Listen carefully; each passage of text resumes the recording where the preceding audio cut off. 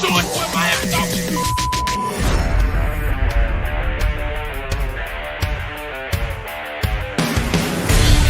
The pressure, he's in trouble. Loses the football. Touchdown! Got it! You have got to be kidding me. Jalen Waddle. It's a Dolphin touchdown. Throwing deep upfield on the near side. Man open. Touchdown! Looking deep. He's got a man. Touchdown! The run from Tua Tagovailoa. Touchdown! He's going deep. He's got it for the touchdown. He's in.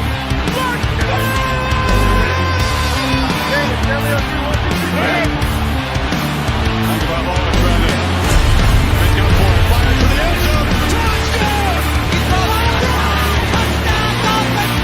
Beautiful day to be a Dolphin fan. 1, 2, 3, hit! Let's go!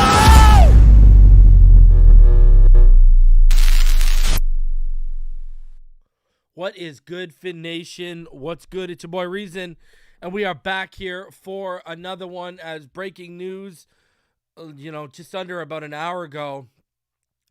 Tua Tagovailoa has re-entered the concussion protocol. I'm going to show you the play that I think this all happened on, plus, the details and everything. Like, let's just hop right into it right here.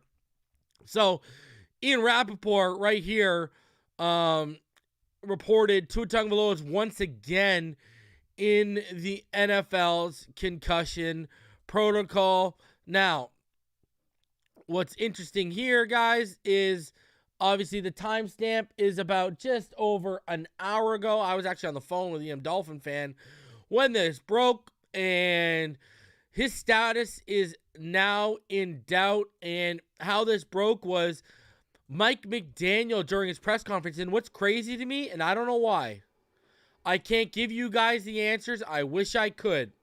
If you were to go to the Miami Dolphins, if you go to their YouTube right now, ladies and gentlemen, for some reason, they scrubbed the opening of the press conference today when he specifically... Let's see. Hold on. Give me a sec here.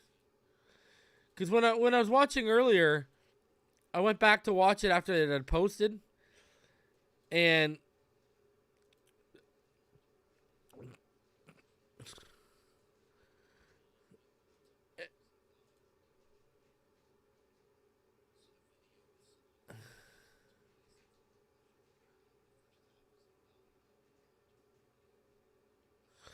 so basically, Mike McDaniel was asked about the video I'm gonna show you guys,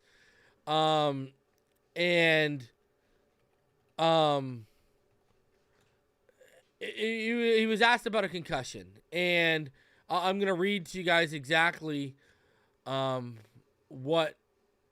Give me 1 second here, guys.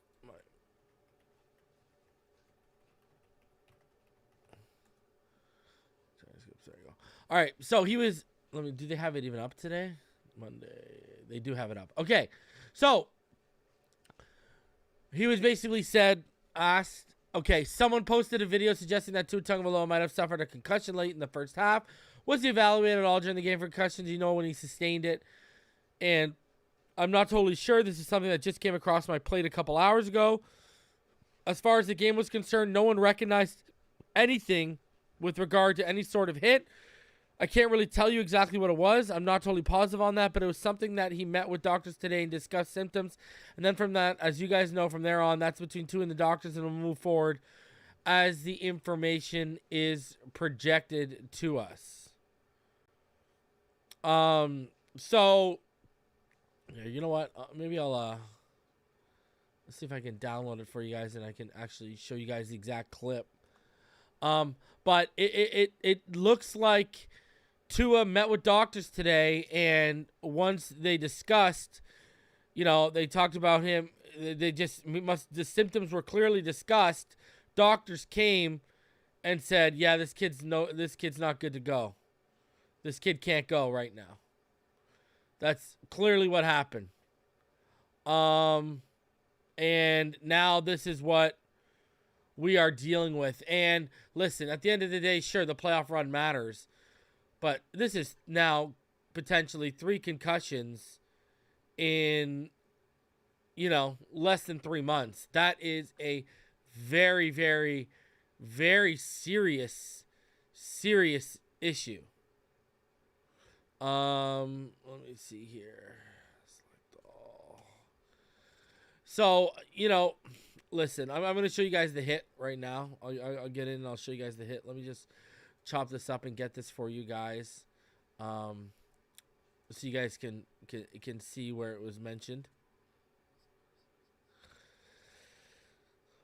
Give me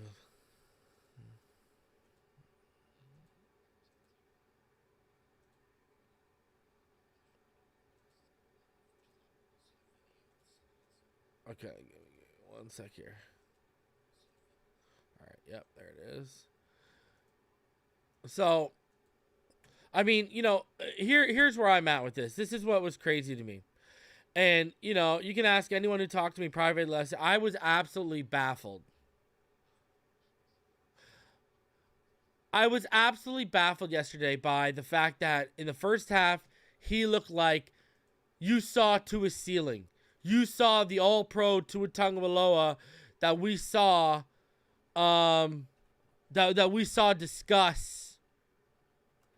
That we saw discuss. We saw the all-pro Tua that we saw over that 5-game stretch, and that we discussed being a Pro Bowler, being in discussion for top 5 in the league.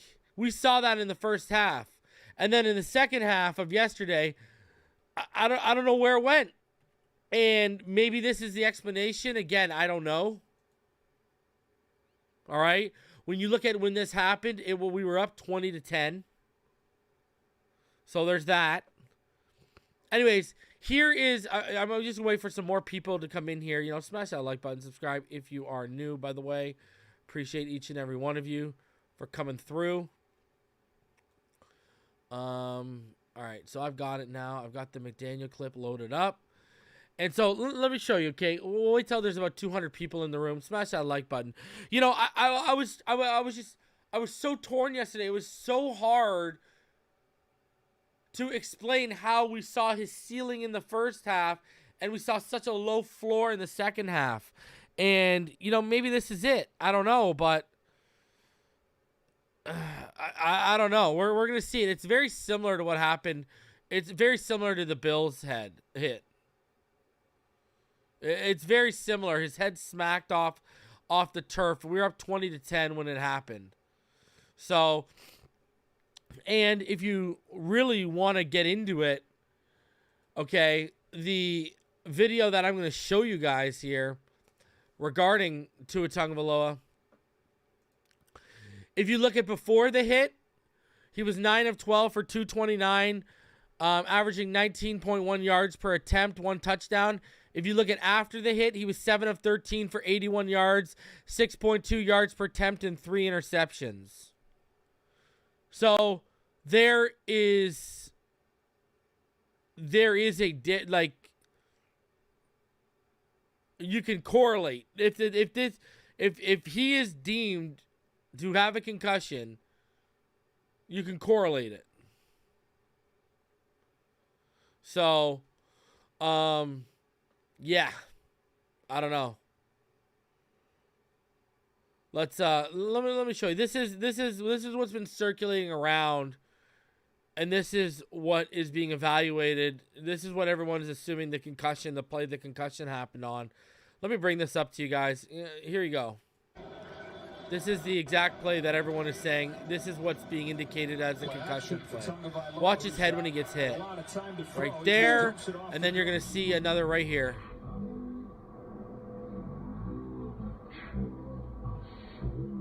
This is the video circulating right now. That's being deemed of, okay, this is where.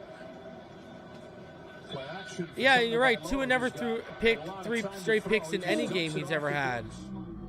Marino, I mean, it's just never happened. I mean, Burrow threw 4 interceptions in the first game of the season. No one's talking about it. But we've never seen 3 interceptions in a row from Tua in his whole career. And, look at the score. We're up 20-10. And you look at his head. This is what people are pointing towards as the concussion play. Boom. Right on the back of his head. So, listen. I mean, and then just so you guys see here, let me try and show you guys exactly what Mike McDaniel said. Give me a sec here. Give me a sec. And then I'll show you what McDaniel said today when asked about that video to Barry Jackson. All right?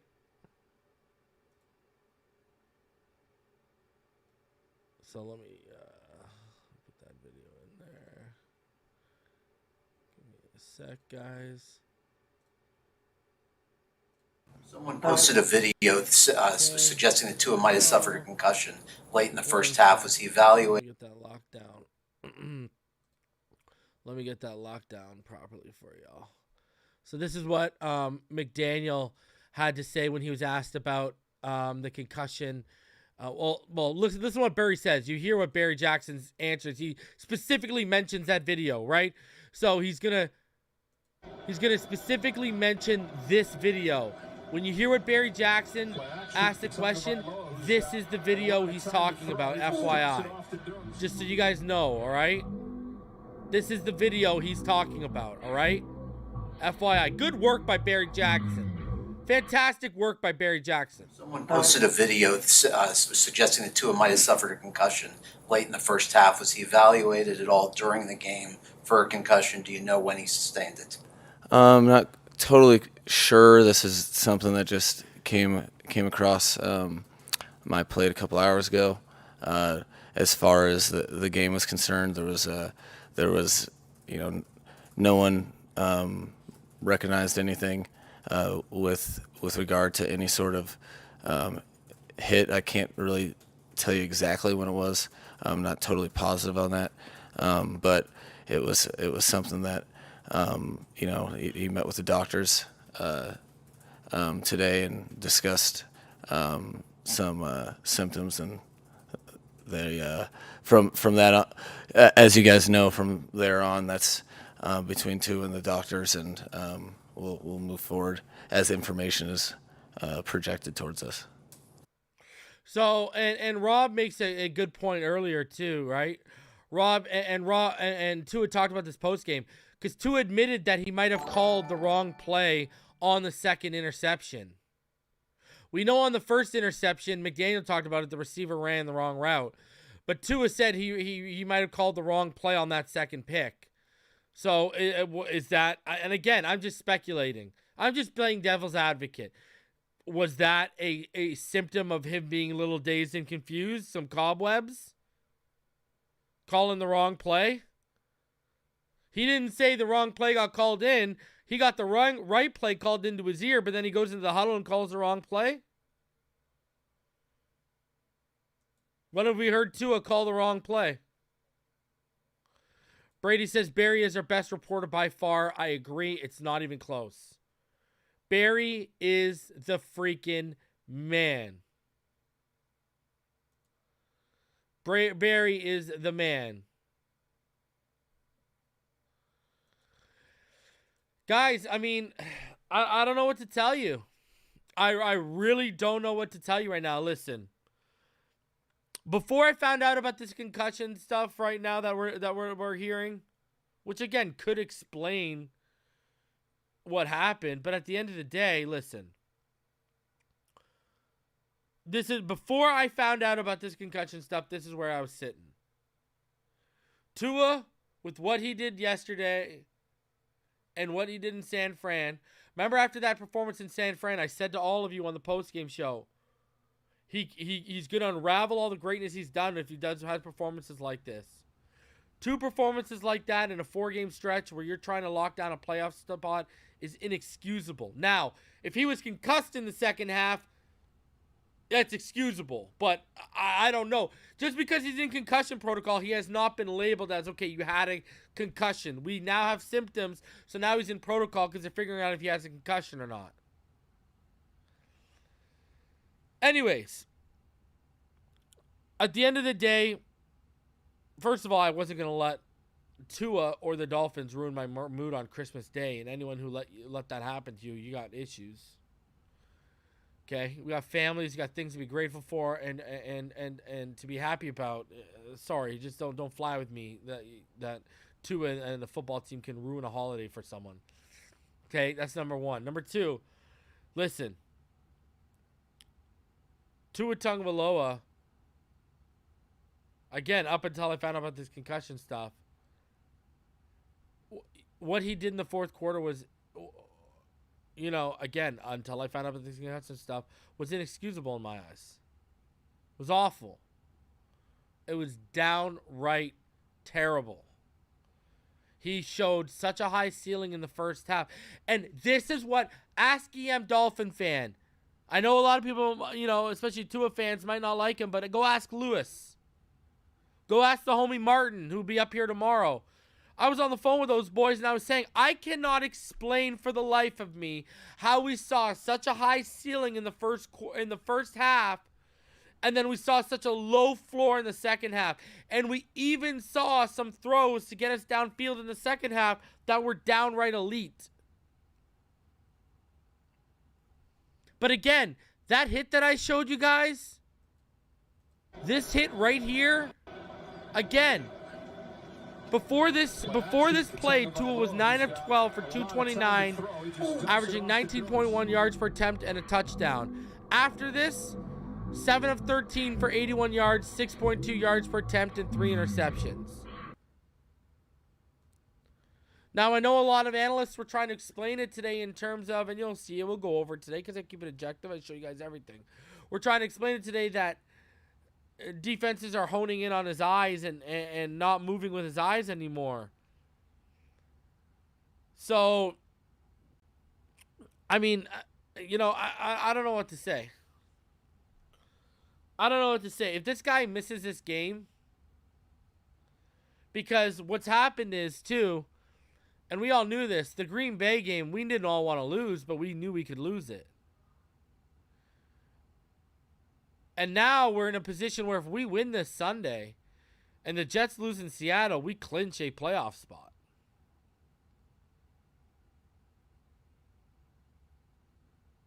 So now it's going to be into a situation where, okay, we didn't get it done in a 4-game stretch. The second half in Green Bay was on Tua. The San Francisco game was on Tua. And now, all of a sudden, we might not be able to depend on you to be available for, again, another playoff situation, this time in New England.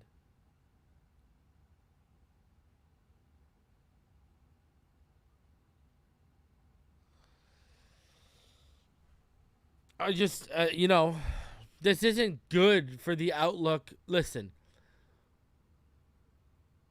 the performance against San Fran and the performance yesterday in the second half against Green Bay already wasn't good for Tua in terms of establishing himself as a franchise quarterback and the franchise quarterback and the quarterback of the Miami Dolphins as a long-term answer.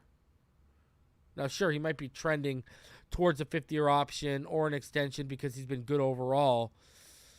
But when we see you revert to habits and doing things that you needed to check the box off this offseason to get rid of, when you revert back to them in the San Francisco game alone, let's take out the concussion game yesterday if it was a concussion. We saw it in San Fran. You can't do that kind of stuff. You got to put it together consistently. And now, again, we are in a playoff position this weekend. We win, we're in. And now what's happened? Now, even if he does play, are we all going to be a little bit weary of him? Because it's just another hit and we ain't in a good position.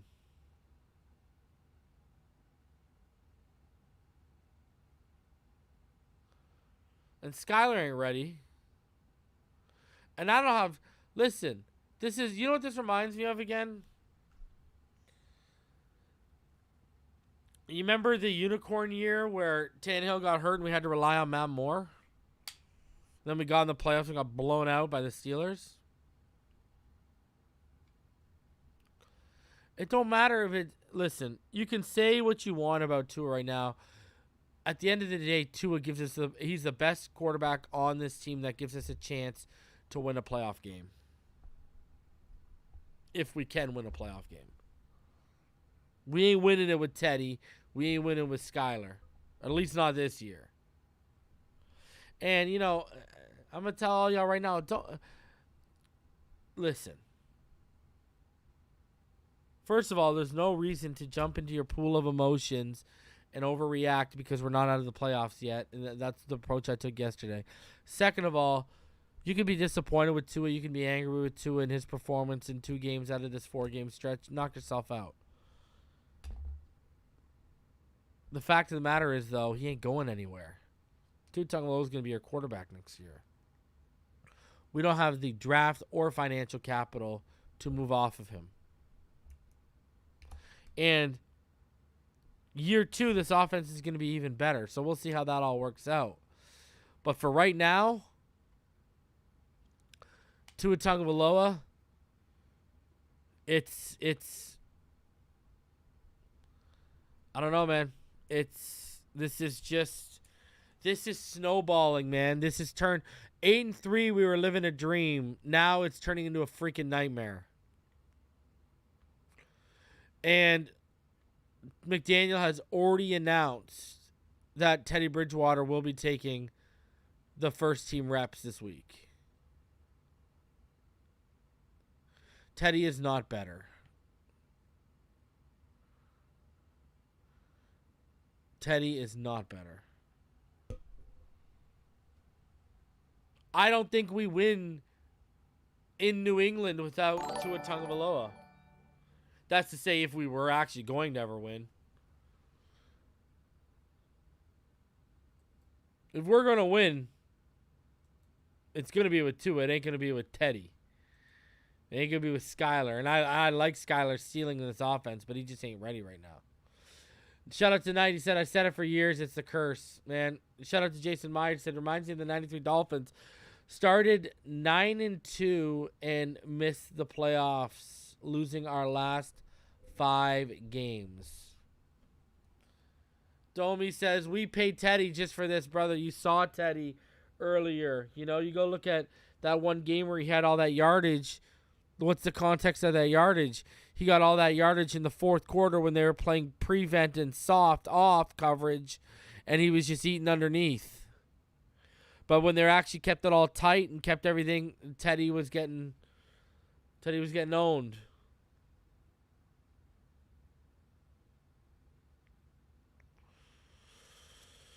I mean, I hope I'm wrong. I hope I'm wrong. But I don't know. I don't think I'm going to be wrong. Shout out to Griffin Gaming. The reality for the Tua haters in our fan base is we can't move on from Tua for at least the next 3 seasons due to lack of cap and picks. If he leaves, our franchise goes right back in the toilet. People need to stop. Well, I do think you can move off of him after next offseason.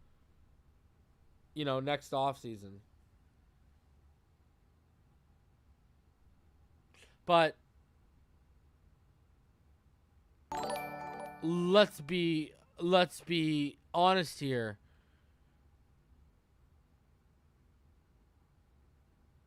You know, they're not even going to probably have the capital to go get someone high up. So, and they're not going to get Lamar. First of all, I was the first one in this community to tell everyone what the deal was between Lamar and the Dolphins. I told everyone this past offseason. I've been talking about Lamar before anyone, and I'll be the first to tell you Lamar ain't going to happen because they don't have the money for Lamar, and they don't have the capital to acquire Lamar. You would have to give up, like, legitimate pieces on this roster. So he ain't happy. He ain't coming in. Was he really? Because remember when he came in that San Francisco game and his first throw of the game was an interception? And by the way, to the person that said I've been wrong for almost 3 years, Jalen Waddle, right? Javon Holland, right? Jalen Phillips, right? I was right about Austin Jackson. I was right about Noah Benogany.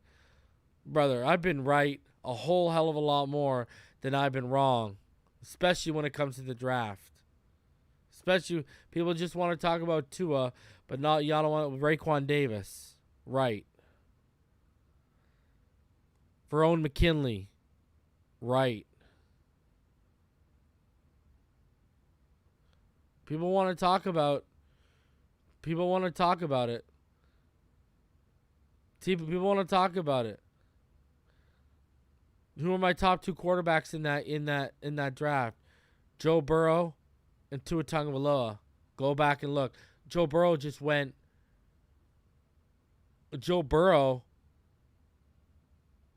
to the Super Bowl last year. Tua Tagovailoa, if he doesn't miss 3 games this year, is projected to throw over 4,500 yards and over 33 touchdowns and about 10 interceptions. Even with right now. So, yeah, Jalen Waddle was right about him. Go look at my draft record. Go look at it. Go look at all my big boards. Jalen Waddle, I was talking about Javon Holland a year and a half before we drafted him. Jalen Waddle, I was the only one in this community. He had him wide receiver 1. Look what he's done this year. Look what he did last year for us. That's it. That's it. Raekwon Davis nailed it. Told all of y'all what the deal was on Austin Jackson. What has Austin Jackson turned into? Told all of y'all what the deal was with Noah Benogany. What has Noah Benogany turned into? In my opinion, if Tua gets cleared to play Sunday, win or lose, he doesn't play against the Jets. What do you mean? I don't get what you're saying there. So if Tua gets cleared to play Sunday, win or lose, he doesn't play against the Jets. So you think if he gets cleared,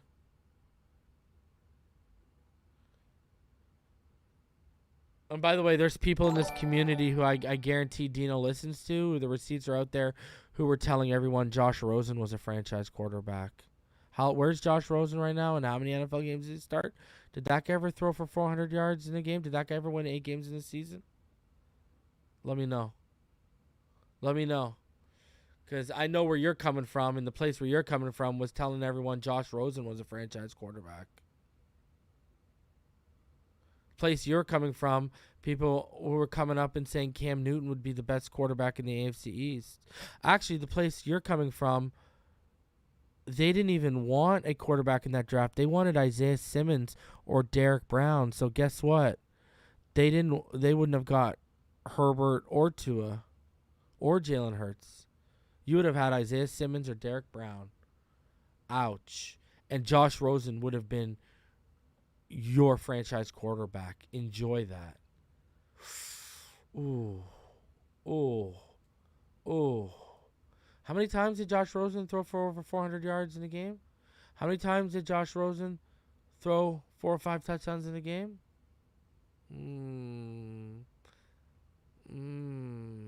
Ouch. Ouch. Whew. That hurts. That's hurt. Whew.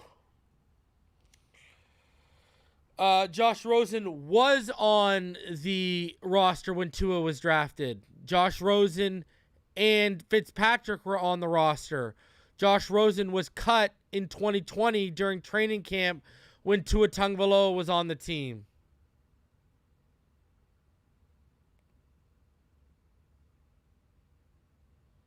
Josh Rosen was on the roster. 110%. 110%. Tom Brady ain't leaving, bro. Tom Brady ain't leaving Tampa Bay. And if he does, it's to retire. Because Tom Brady, that's a team to watch. If they fire Todd Bowles, that's a team to watch for Sean Payton. They're going to go Teddy's going to get the majority of all the reps. I personally think Tua's in the protocol. If they deem him that he has a concussion, I think Tua's done for the season. I think they're going to shut Tua down for the season. If Tua has another concussion, do y'all really see him coming back? Especially if you lose this weekend, it's over.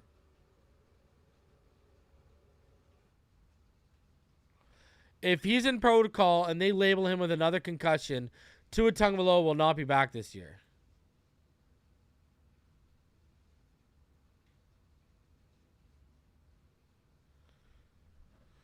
And Josh Rosen did start multiple games for the Miami Dolphins. Go to look at 2019. Josh Rosen started like 3 games for the Dolphins. So when Flores was here, he did put him in at the starting quarterback, literally in 2019. If Tua is out with a concussion, you shut him down. And you got to ride Teddy. Because you got to put the kid's health first. Jaden Chan, here's what the hit looks like. I'll show you the hit one more time, because people just want to see the hit again. Here's the hit. Here's your hit. Watch the back of the head. Boom. He turns when he's falling, and then bam. Watch. He turns while he's falling. Boom. Right there. That's the hit that everyone's pointing to.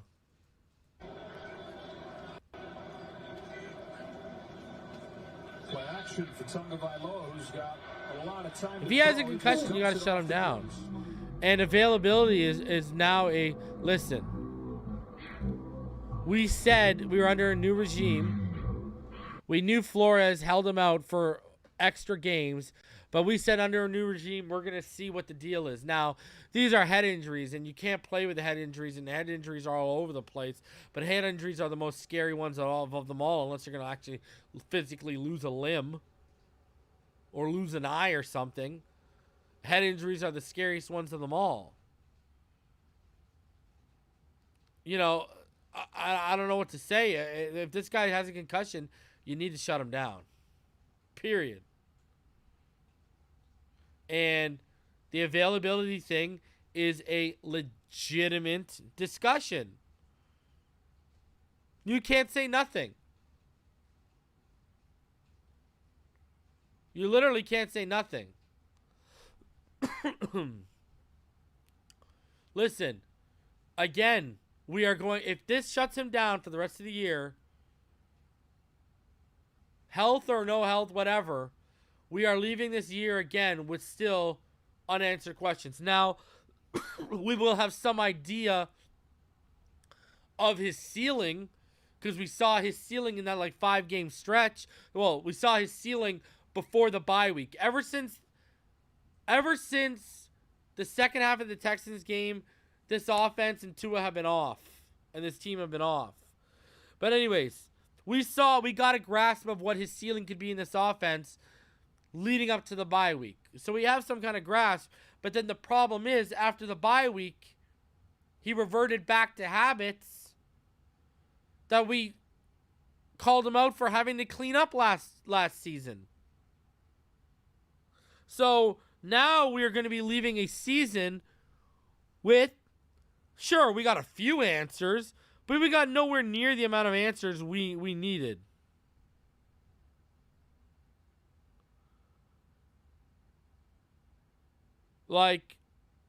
We got nowhere near the answers we needed this year. We got some answers, but we didn't get all of them.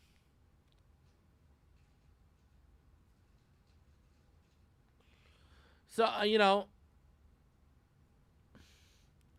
That 5-game stretch, he had me believing he was showing the signs of a franchise quarterback.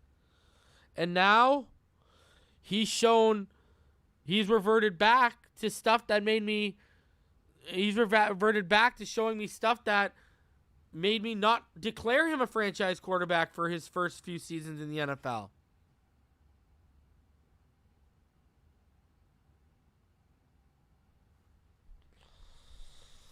So, I don't know, man. This was a year where Tua was supposed to answer a lot of questions, prove a lot of people, but once again, because, we said heading into this season, he can read all 3 levels of the defense. He can roll through his progressions and make the right reads. He can make the throws outside the numbers. He can do everything, but can he do them consistently enough? And then during that, up until the bye week, we thought he was putting it together consistently enough where, okay, he's making strides. He's making the progressions we needed to him. And now he's reverted back to the same streaky, inconsistent guy who needed to clean things up and check off a bunch of boxes heading into the season. And now on top of this, he might be out for the year with another concussion. Stacking head injuries is not good. Stacking head injuries is not good.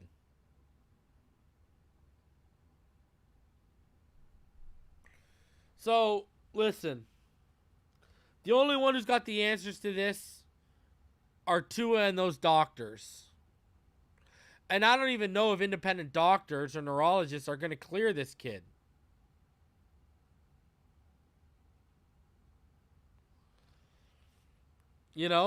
This is not a good situation, people.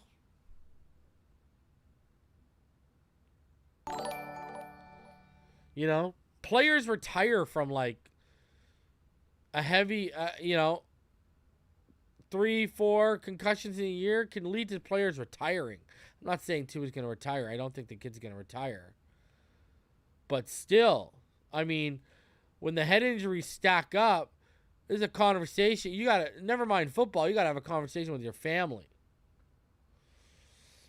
And this is what was said on the Miami Herald about it. Tagovailoa has entered concussion protocol and where things stand. So, Dolphins quarterback Tua Tagovailoa entered concussion protocol on Monday, leaving his status in question for Sunday's game at New England. Teddy Bridgewater will take the majority of snaps Wednesday and Thursday and would start on Sunday if Tagovailoa does not clear the 5 steps necessary to exit protocol. Dolphins coach Mike McDaniel said it's too soon to know if Tagovailoa could come out of protocol in time to play in New England. McDaniel said he didn't know until mid-afternoon on Monday that Tagovailoa would be entering protocol. McDaniel said it's not clear if Tagovailoa had a he said it's not clear if he had a concussion or when he might have sustained one, but he was diagnosed with symptoms of a concussion on Monday, which automatically triggers going into protocol. During the game, nobody recognized anything with regard to it. But one video that I showed you guys that was circulating on Sunday showed that Tagovailoa hitting his head hard on the turf late in the first half when he was thrown to the ground just after he threw the pass. This is the second time that Tagovailoa is entering concussion protocol this season. He missed 3 games earlier this season after sustaining a concussion when he took a hard hit against Cincinnati. He was carted off the field and missed 3 games. Miami lost all of them. In the subsequent days, he met with multiple neurologists who reportedly said they saw nothing particularly worrisome in x-rays and CAT scans. If Tagovailoa sustained a concussion on Sunday, it would be either his 2nd or 3rd this season. The doctors on site ruled he did not sustain a concussion in week 2 against Buffalo, but there's no way to know with certainty. The Players Union filed a grievance about how that situation was handled, prompting a change to the league's concussion protocol system. Under the new policy, a player must be removed from the game and enter the protocol if he displays ataxia when that causes clumsy voluntary movements. It may cause difficulty with walking, balance, hand coordination, speech, and swallowing and eye movements. But no medical personnel observed any ataxia from Tagovailoa during Sunday's game and he did not report any issues. How concerned is McDaniel about Tagovailoa's health after he might have sustained another concussion?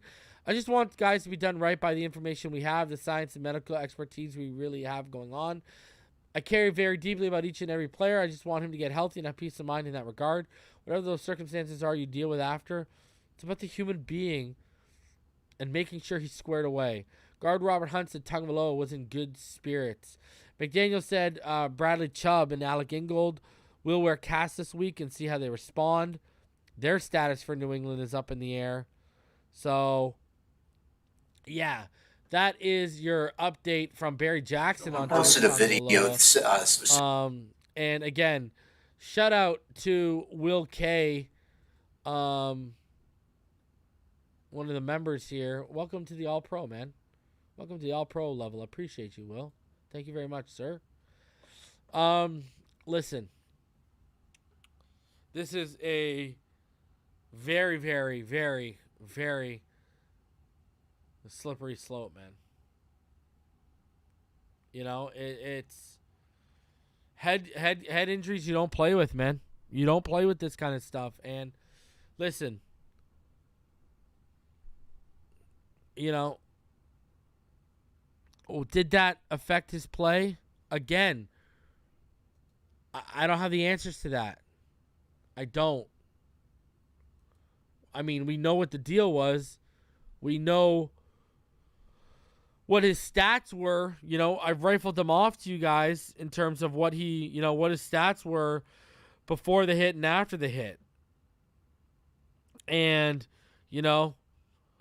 pre-hit 9 of 12, 229 yards, 19.1 yards per attempt, 1 touchdown, 0 interceptions.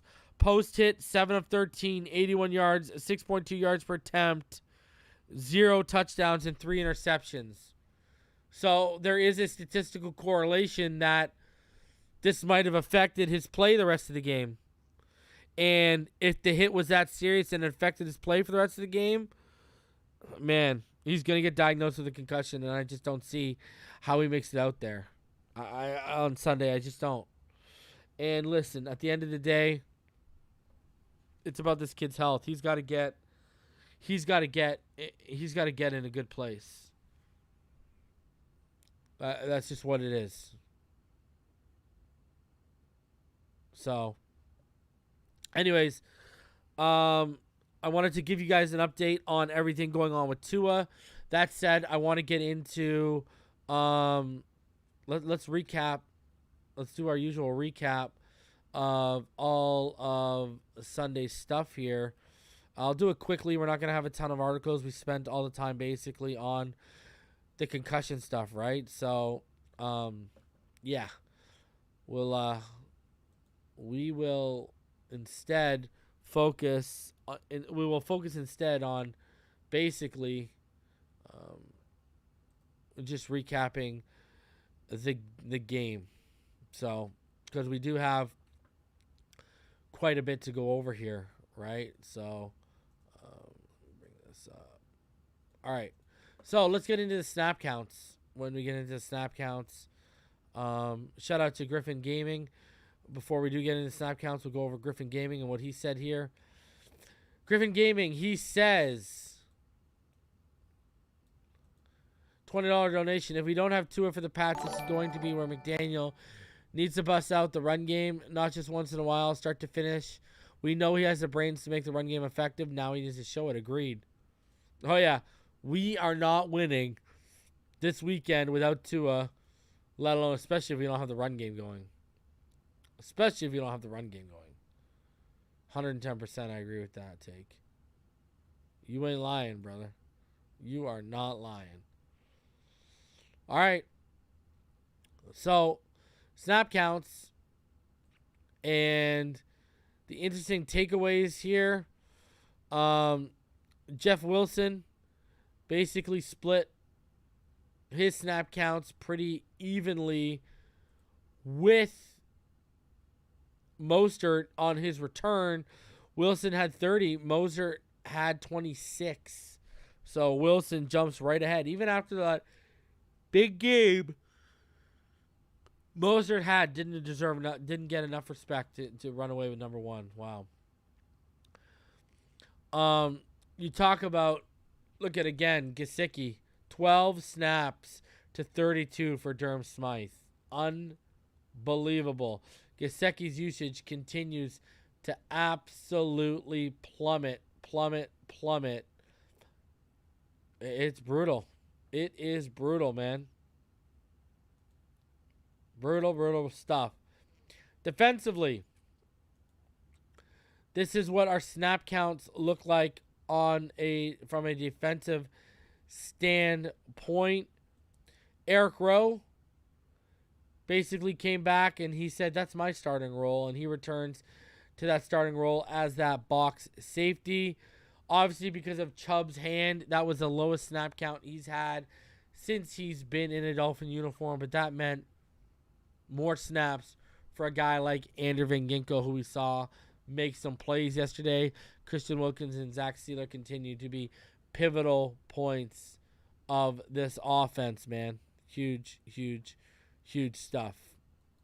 All right, let's get into the PFF grades, and then we'll go ahead and we'll get into the next-gen stats. So, PFF, here are your Week 16 PFF grades. And they are the following on offense. Tua Tagovailoa and Raheem Mostert were your lowest graded. Tua Tagovailoa, even with 3 interceptions, somehow had a better grade than he did against San Fran. Jalen Waddle, top graded guy. Tyreek, number 2. You see Sherfield at 3, Hunt at 4, and Long at 5 in terms of grading. Look at Hunt get up there. I mean, Hunter Long get up there with his 4 snaps. Attaboy. When you look at Tua Tagovailoa and his passing chart, he was 2 for 3 from beyond 20 yards according to PFF. On the intermediate level, he was 7 of 11. On the short level, and if you look at the key thing, 2 of those 3 interceptions came over the middle of the field on the intermediate level. You look at the short level, he was 4 of 5, and then behind the line of scrimmage, he was 3 of 4. Tua, when he was kept clean, 12 of 19 for 3 interceptions and 197 yards. Ugly. Completion percentage would have jumped to 66.7 if you do the adjusted. Under pressure, Tua was 4 for 6 for a 66.7 completion percentage, which would have been 80% if you adjust it. 113 yards, and his touchdown came from there as well. So, you look at it, Tua, who's been deadly all year because we've been pointing out with these splits on straight dropbacks, struggled yesterday. 9 of 14 for 2 interceptions, which is odd. That's not Tua-like. When you look at the blocking, only 8 pressures allowed by the offensive line. 3 of those from Brandon Shell, 2 hurries, and a sack. The other sack on Robert Jones. But overall, only 8 pressures allowed, 7 of those on the line. As you see, Durham Smythe, one of the pressures was charged to him. So, the line continues to be pretty positive for the most part. Just situationally giving up that sack or taking a penalty, that's really just what remains their problem right now, right? So, all right. Defensively, PFF grades, this is what it looks like. Landon Roberts, your top guy. Keon Cross is number 2. Christian Wilkins 3. Xavier Howard 4.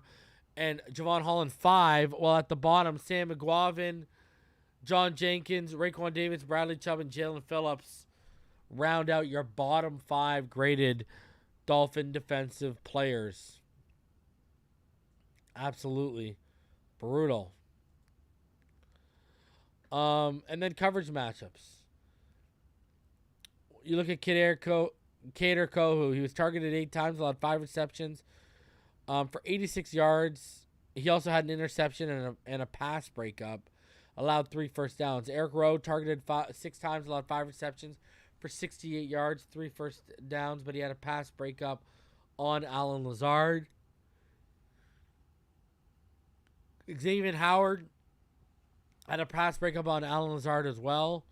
He was targeted 5 times, allowed 4 receptions for 36 yards. Jerome Baker allowed 4 receptions on 5 targets. You look at Javon Holland, 2 receptions on 3 targets and a drop. Keon Crossan, 2 targets, no receptions allowed. And he had a pass breakup on Christian Watson. Landon Roberts, 2 receptions allowed on 2 targets for only 12 yards, though. Andrew Van Ginkel, he was targeted once with Alan Lazard. Didn't allow the reception. Mercedes Lewis caught his only target against Sam McGuavin for 1 yard and a touchdown. Jalen Phillips targeted once, allowed 1 reception for 4 yards. Ron McKinley targeted once and did not allow a reception. So pretty good overall from the defense. But we knew that. They gave us a chance to win that ball game in the 4th quarter, hands down. They gave us a chance, you know what I mean? And just didn't get it done. Just didn't get it done offensively. And hey, you know, again,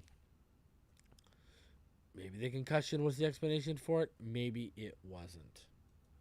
I don't know. I'm not a doctor.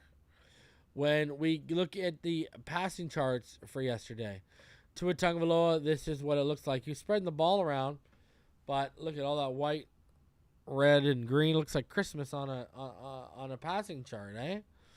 So there you go. You see what he was doing. He was going outside the hashes, outside the numbers, not sticking to just the middle of the field.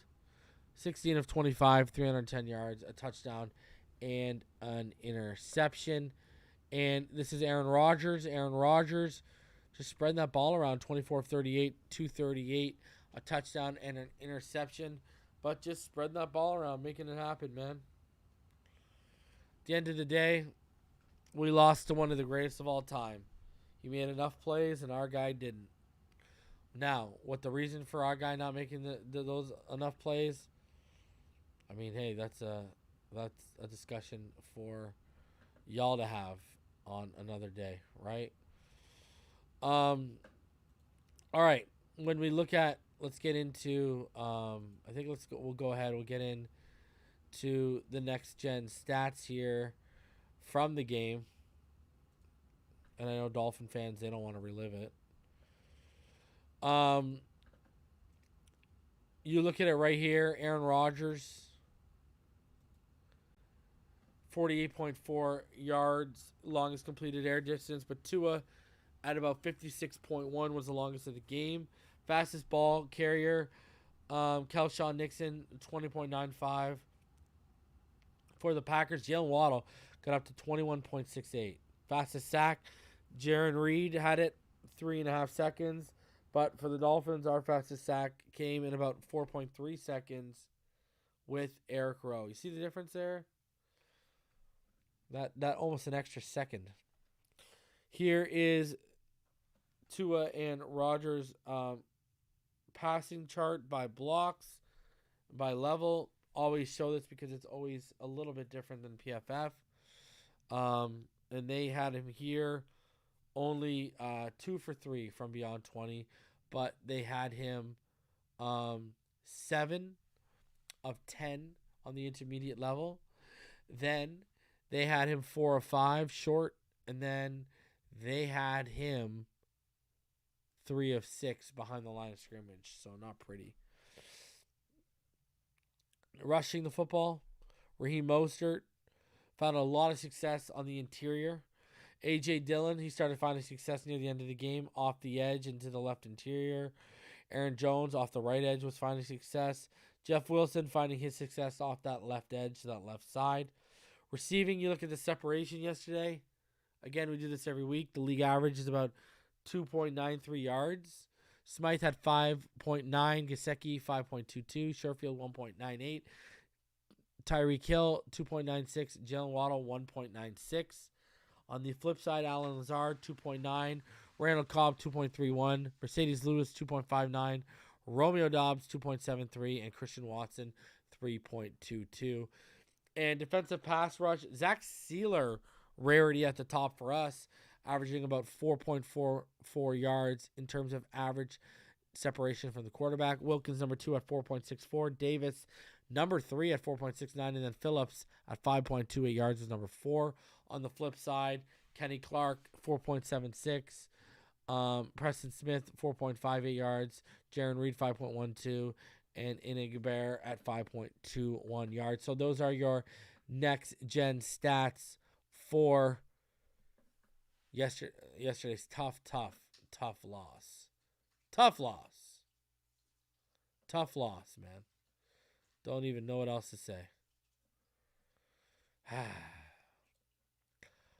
We got to get this done, man. I don't know what else to tell you. We got to get this done. All right.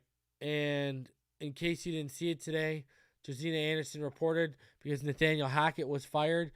Names being discussed by the Broncos head coach vacancy per league source. Dan Quinn, Darrell Bevel, Eric Bieniemy, Sean Payton, D'Amico Ryans, and Shane Steichen. So Darrell Bevel, as we suspected, going to be a hot name, even to be promoted to an offensive coordinator somewhere.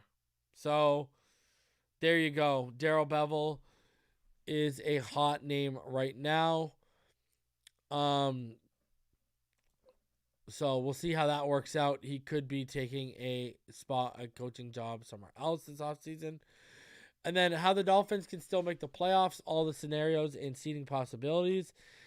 It's highly unusual for a team to lose every game in December and experience 3 separate 3 and 4 game losing streaks and still control its playoff destiny. But the Dolphins find themselves in that predicament, able to clinch a playoff berth with wins Sunday at New England and January 8th at home against the Jets. Conversely, if the Dolphins lose both games, they will definitely miss the playoffs. Examining the potential scenarios.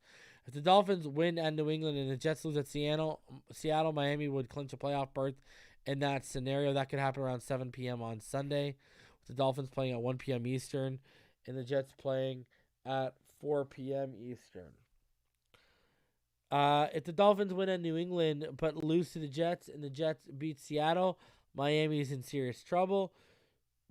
In that scenario, the Jets would clinch a playoff berth and the Dolphins would need to overtake the Chargers, who could make that an impossibility for the Dolphins in this one-loss Miami scenario. If the Chargers win at Indianapolis on Monday night, the Chargers would clinch a playoff berth by beating the Colts in Monday's late game. If the Dolphins lose at New England but beat the Jets and New England loses at Buffalo on the final day of the season, the Dolphins will clinch a playoff spot. That's regardless of whether the Jets lose at Seattle next Sunday. The Patriots will be clear underdogs at Buffalo, so Miami would have a chance to reach postseason if they enter Week 17 needing a win plus a Patriots loss. If the Dolphins lose at New England but beat the Jets and the Patriots win at Buffalo, the Dolphins are in serious trouble. In that scenario, New England would clinch a playoff spot.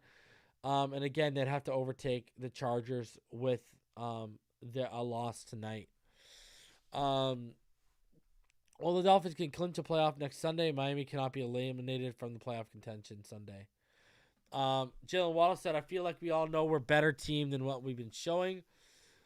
So it's basically 3 flawed AFC teams, the Pittsburgh Steelers competing for final playoff berth barring a Chargers collapse. And the 3 AFC East teams can convince themselves they're a pretty good position if they had, even though they have a loss, it's a combined 10 in a row. After all, the Dolphins and Patriots control their own destinies. But the Jets actually say that all they need to do is win at a reeling 7-8 Seattle team, beat a Dolphin team they have already beaten once, and hope the Patriots lose as underdogs to Buffalo. Pittsburgh needs most things to happen to claim the final playoff spot, winning at Baltimore and home against Cleveland, the Dolphins losing twice, the Jets losing at Seattle, and New England losing at Buffalo. If the Dolphins make the playoffs, they're likely going to be the number 7 seed and face a first-round playoff game on the road against number 2 seed, which will likely be Buffalo or Kansas City. The Bills and Chiefs are 12-3, but Buffalo owns a tiebreaker. The Bills have a difficult game next Monday night at Cincinnati, followed by a home game against the Patriots. The Chiefs close out with Denver at home and then the Raiders. So, slim possibility. So, it'll be interesting to see how it goes over here. Per Fox, no team that lost every December game has made the playoffs. Miami is trying to become the first team to do it. Man, all the power to you if you think you're going to be able to do it. If you think you're going to be able to do it, hey, all the power to you. You know what I'm saying? Oh, man, but I'm going to be honest with you. Even if we win the next 2 games, I'm going to be really weary of this team heading into, I'm going to be really weary of them heading into the playoffs. I got to see the run game be committed to. I got to see Tua get back to form. I got to see the defense locked down. And just because he had a bad game doesn't mean your boy Reason is ever going to run from it. Here is where Tua Tagovailoa stands efficiency-wise now. We've been doing it every week. Why stop? He's starting to fall back. Now he's fallen behind Hurts, Burrow, Mahomes, and you could make the argument Prescott as well. So he went from leading by a quarter mile, almost off the chart to the right, to now he's fallen to about the 5th most efficient quarterback in the NFL, and it's really because of what he did leading up until the bye that's kept him in this spot, man. So that's that. There is Tua's efficiency numbers. Guys, I mean, I don't know what to say. Availability is the best ability. Tua might not be available for a game where we need him. And, a lot is on the line, man. A lot is on the line this week. And you got to get it done, man. Nothing else to say. You got to get it done. And I don't know if he... listen, I don't know if we're going to get it done, bro. We'll wait and see and let it play out. Anyways, I'm going to get out of here. I appreciate each and every one of you. I will be back tomorrow night with Martin. We'll break down the film. Still got to break down the film because there was a lot of good to look at. So we'll break down the film tomorrow night, me and Martin. Expect us around 8:30. All right, guys? And maybe we'll have more of an update on Tua tomorrow. Until next time, everybody, stay happy, healthy, safe, and blessed. And as always, you already know what time it is, baby. Fins up all day, every day. All right? We still got a W to take care of with or without Tua this weekend. Let's get the dub.